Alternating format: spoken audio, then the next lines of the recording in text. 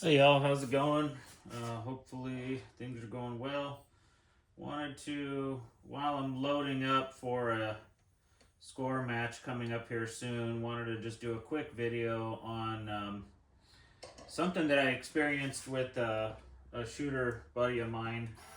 Um, he's a primarily long range guy. Actually, I think the national title that I won late last year was the one he won like a few years prior. So kind of funny we have that in common. But anyway, he wanted to make a 30 BR. He's like, yeah, it just seems like kind of fun. I can use that for some short range score matches. And, it seems like a pretty easy load and go kind of cartridge. Load and go meaning it has very wide tune windows and you don't have to, it's not real finicky with its tuning. And I said, you're absolutely right.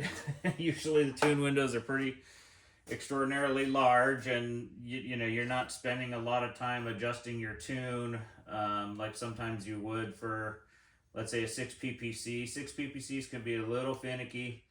30 brs not so much. Like for example, if a 6 ppc with a really well tuned tune window goes out of tune, your group sizes grow considerably. I mean, in some cases, like they can double. With a 30BR, if it goes out of tune, your group sizes are not going to grow by double.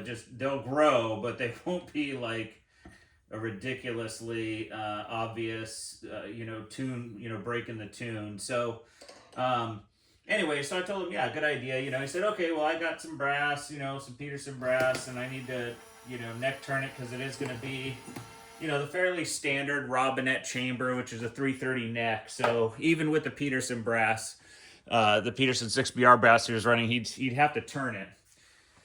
And so he was like, what do I turn it to? And da da da. And I was like, oh, this and that. And he was like, do you have any turning equipment? I said, well, yeah, all my turning equipment is actually already set because I just had to turn some new brass for my 30BR. And he was like, cool, can I just borrow that equipment? And I was like, sure. I got the mandrel to neck it up. I've got the cutters already set to cut it about a little over 9 thousandths or so for neck thickness. Blah blah blah. So he took his, so he came by and grabbed all that equipment, and he has like a rock chucker press, and I have this Salvadori. I put that picture of the cat staring at this thing. This thing is a beast. I mean, it can handle a lot of pressure. I mean, look at how large this handle is. This thing, um, easily, when I put a 6 to 30 mandrel in there, so it just goes from 6 right to 30. I know a lot of people will go in between, like 6 to 6.5, then to 30, or 6 to 7 and then 30. I've never had a problem ever, and with just a little lubrication on the mandrel itself, not even putting lubrication in the neck necessarily, it's a pretty smooth operation with this press. I mean, just bam, a second later you've got it from 6 to 30. You're good to go at that point to start turning necks. So interestingly, and I don't know because I use Lapua brass for this. I don't know if it's a difference in the brass. Maybe you can comment on your experience with this if you have any. But he started mandreling his cases, again, using the exact same mandrel I had. I told him, add some lube here. He said, I want to also lube the inside of the necks. I said, that's fine. I mean, you can't hurt it. Just make sure that lube is, uh, removed when you go to throw your powder in there so you don't get, current, whatever. He knows the drill. So I really didn't need to kind of, brief him on everything. But he took it to his shop with his rock chucker, and the first few that went through the mandrel just smushed the necks completely, just smashed them, totally compressed them.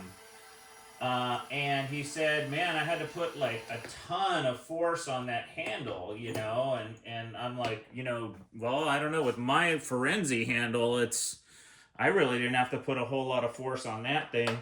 So I don't know. I wonder if, like, well, number one, I'm never going to lend somebody tools and then just tell them that, oh yeah, you can just set this up on your existing, on your existing tooling and automatically get the same results. That right there is a lesson that I learned there, because I thought for sure, he was just going to be able to take that mandrel with his press and just press that brass in one